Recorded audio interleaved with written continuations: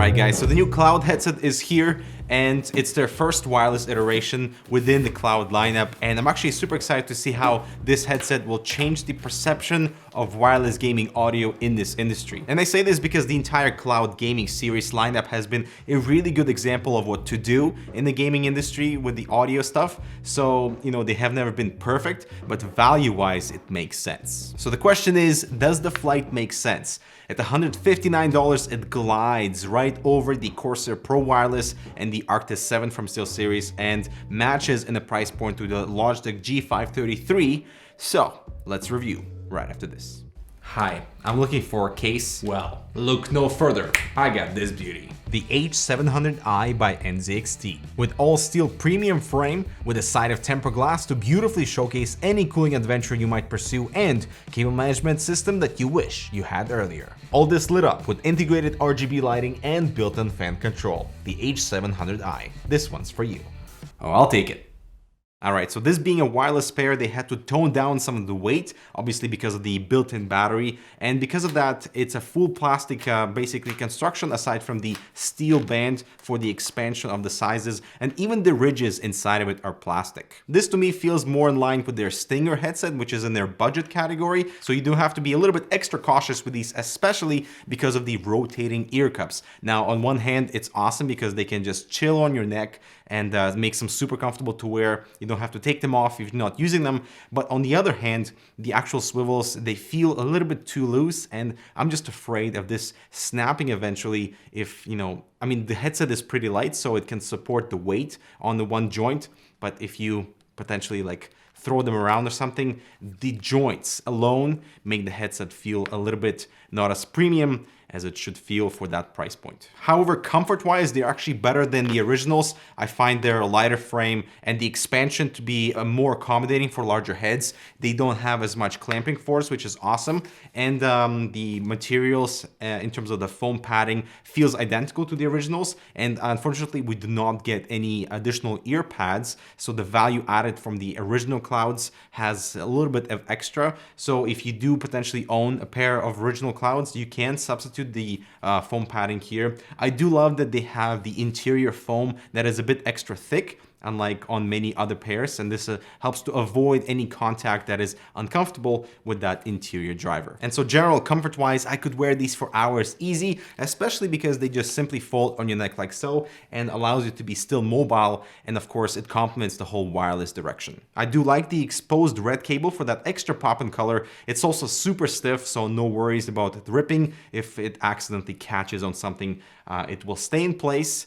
So that's awesome. For connectivity, on the right side, there's a volume dial. The scroll steps are very soft, making precise volume adjustment difficult, and you'll end up either reducing or adding too much volume. It also does not have the click, so this is just a wheel only. I do like their approach to mic muting, so this entire side is basically just a giant button, and it doesn't take away from the functionality nor the design element, so it's kind of discreet, and it's very large, so you can easily access it, and it only is activated at the bottom where the mic mute logo is located, and we do get a double beep when the mic is mute. Below we have a power button. It also controls the logo illumination for either breathing effect or off to preserve battery life, and the three last ports are the micro USB for charging, a headphone cable for wired listening, and a mic input, which has a different frame around the input so you cannot accidentally plug the mic into the headphone jack. The headphone cable is identical on each end, so it doesn't matter which way you plug it in, but notice that it's not a 4-pole connector, meaning when the headphone is wired,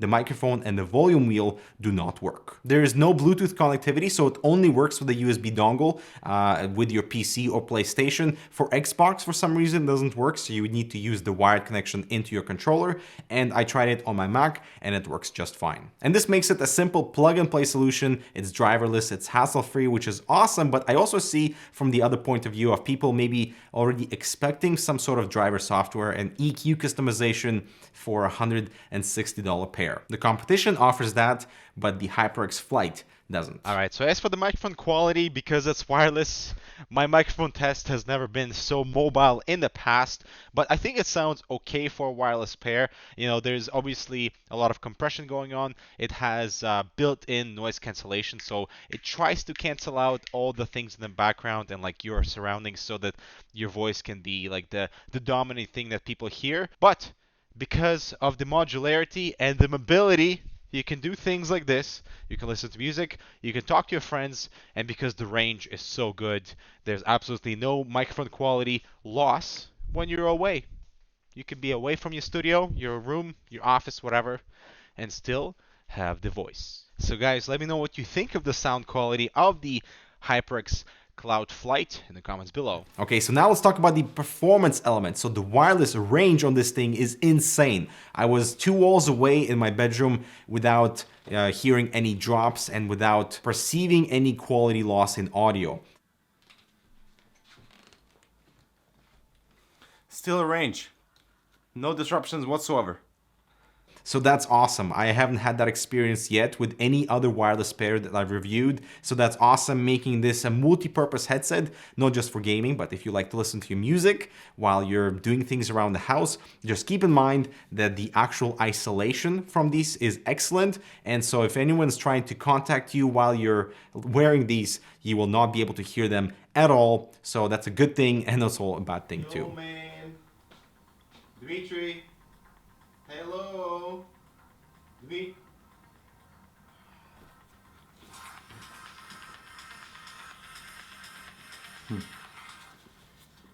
Now the sound signature, being this a HyperX product, is very similar to the HyperX Cloud's original. So a very nice deep bass that is present, but it doesn't overpower the mid-range, which is really full and detailed, and the treble is just emphasized just right. It's not harsh, it's not muffled, so you get all the detail and a little bit bass of punch, which is awesome for games. This being a closed design, I was absolutely blown away at the stereo imaging that these deliver. So that is hearing audio that's not being delivered from your ear cups, but actually feeling it in front of you like you're listening to a set of stereo speakers, and that was quite impressive. Now the sound stage at how large the audio environment is obviously is a bit more narrow, so that it is a bit more reserved, but the actual stereo signal on here is fantastic. It's awesome for competitive work. It's awesome for just hearing wind blow in the desert. And so just experiencing that. And it's also very good for directional cues because everything is detailed and nothing's like muffled by virtual surround sound and all that. This is a pure stereo signal, and it's fantastic for HyperX not go the virtual surround sound route. Overall, I'm super pleased with the sound output, and these will be replacing my Game 1s, and because of this whole wireless convenience, they will occupy a spot on my case. I'm actually very surprised at the way how they sound. They're actually right on par with what the HyperX Cloud Alpha gaming headset sounds like. There's fantastic detail, and the highs, the mids are exactly where they need to be. There's also a good amount of bass just to give you that extra emphasis on the low ends when you're playing FPS titles and whatnot. And finally, I'm just really happy to have a pair of headset that I can use to film around the studio. I don't have to blast my music on the speakers to enjoy that. I can definitely do that with these now. I'm really enjoying my time with the Cloudflight gaming headset. All right, enough of me talking. Back to you, Dimitri. And so the last thing to cover would be battery life. So the thing is, you cannot use them while they're charging. There is no convenient way to check your battery status, and it will only beep like a certain pattern when you go below 20%, which is super inconvenient. Who wants to hear that?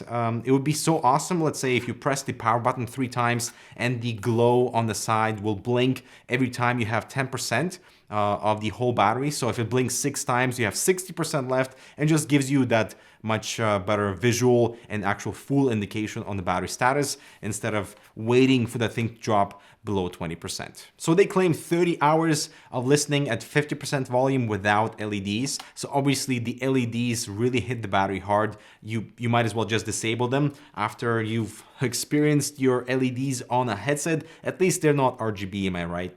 And for higher volumes, you're looking about 15 to 20% of continuous usage, which I would say is in line to what you can expect from a wireless gaming headset. And over the last 3 days, I've used them for about 10 hours of continuous usage at 80 plus volume, and I have not received the low battery beep just yet. Now, it does turn off after 30 minutes of inactivity, which is great to preserve battery life, but say you don't have the LEDs enabled and then the headset goes to sleep, you still see it being connected to the computer because the dongle is receiving power, but the headset is not communicating with the dongle. So then you'd have to go in and manually turn the headset back on in order to continue your listening. And a good way to know if your headset is sleeping is that the receiver is blinking red LED. And right now, if I turn the mic on, we went back online with a solid red LED. And so my final thoughts about the Cloud Flight, I think it's a really good introduction into the wireless audio from HyperX, and they did a lot of things right with this one. But the lack of surround sound is a bit questioning, but I'm so happy they didn't go that route because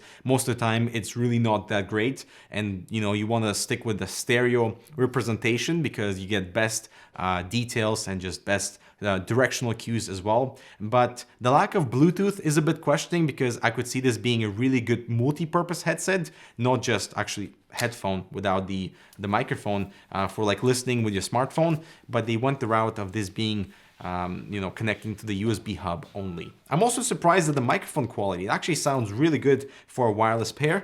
So guys, that concludes my review of the HyperX Cloud Flight.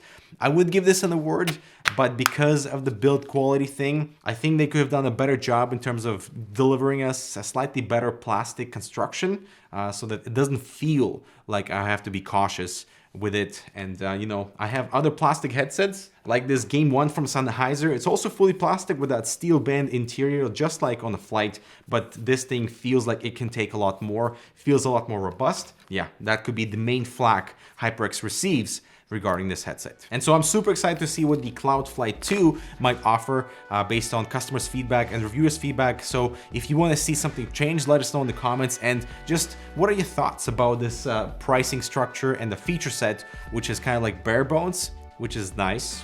But then again, this perception of value may not be the strongest point here, but I would say that this is my favorite wireless gaming headset that I've tried to date. So guys, thank you so much for watching. Make sure to check out this other relevant content, and yeah, let's continue the conversation in the comments. I'm Dmitry. We'll see you in the next video.